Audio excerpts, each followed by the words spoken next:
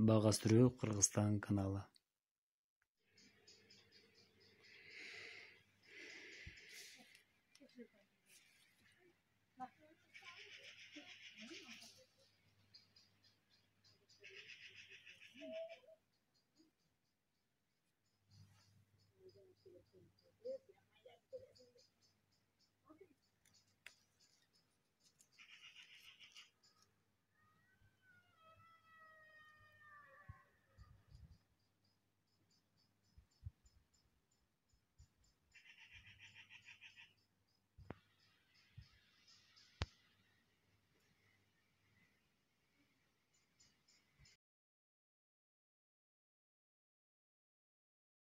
Assalamu alaikum, урматтуу бага сүрүүчүлөр. Кутман күнүңүздөр менен. Бүгүн 7 май 2020 жыл Кадамжай жергесиндебиз. Бүгүн биз сиздер менен хлороз боюнча сүйлөшөбүз. Тааныштыра турган Кылымов Бекболот, Гайрат дыйкан чарбасынын жетекчиси болуп иштейм. Бүгүн ушул хлороз темасында сүйлөшөбүз. Хлороз бул кандай пайда болот? Хлороз мына алдыбызда жаш гилас көчөтү турат. Эгер сиздерге көрүнүп турган болсо, мынакей лимон светинде жалбырактар. Же болбосо сырттарында ак дактар бар. Мына ушул хлороз ооруларынын белгилери болуп саналат. Хлороз оорусу жалбырактагы хлорофилдин жетишсиздиги пайда болот. Хлорофил жетишпегенде фотосинтез жайлашат. Мындайча айтканда, көмүртектен жалбырак кантты иштетип чыга албай калат. Мына ошол себептен жабыркайт. Хлороз эмне себептен пайда болушу мүмкүн? Онун бир канча себептери бар.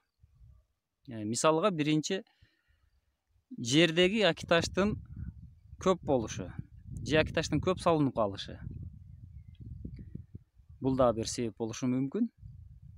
Экинчи себеп бул суунун катуулугу. Жесткая вода деп коет.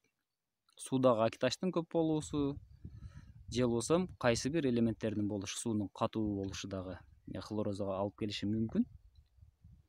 Же болбосо кайсы бир минерал азыктардын жетишпестиги. Бул дагы хлорозго алып келет.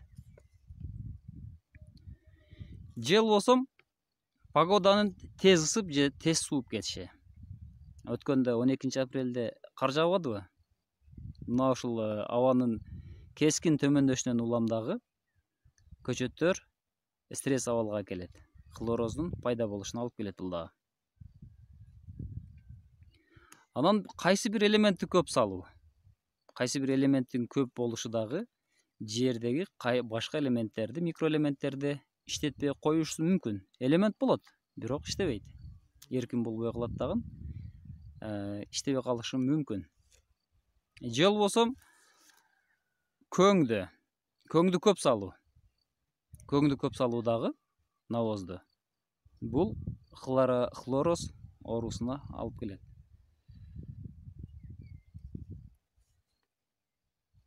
Жана ошондой эле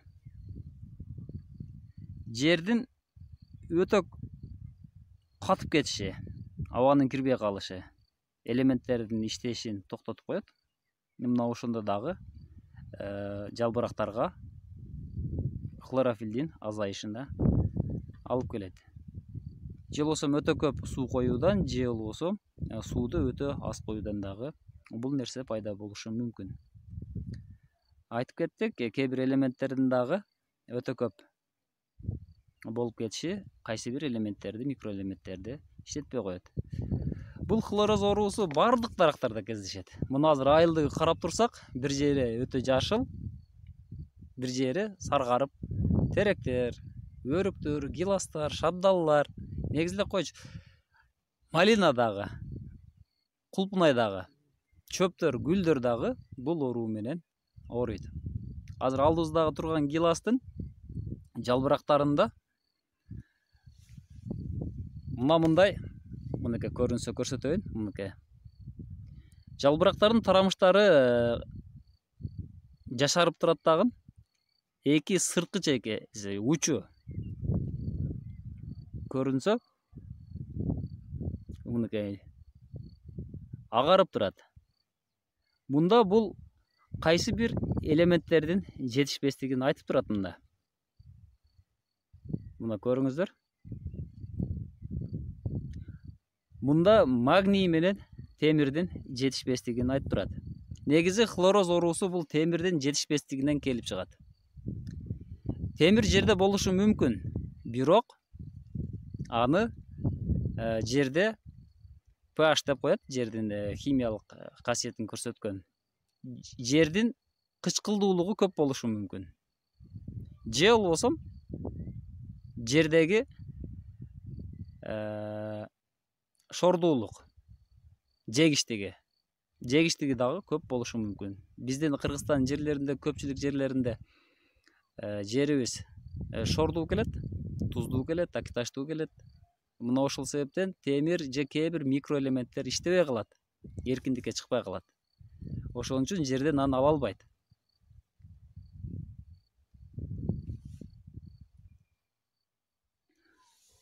Хлороздун пайда болуш себептерин бир канчасын эсептеп өттүк.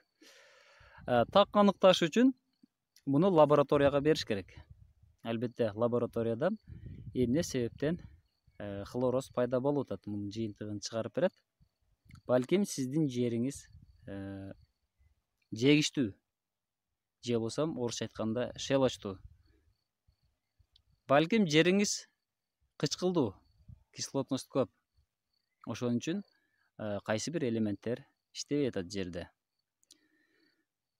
Хлороздон дарак мөмөнү майда түйүшү мүмкүн. Өсүүсү начар болушу мүмкүн.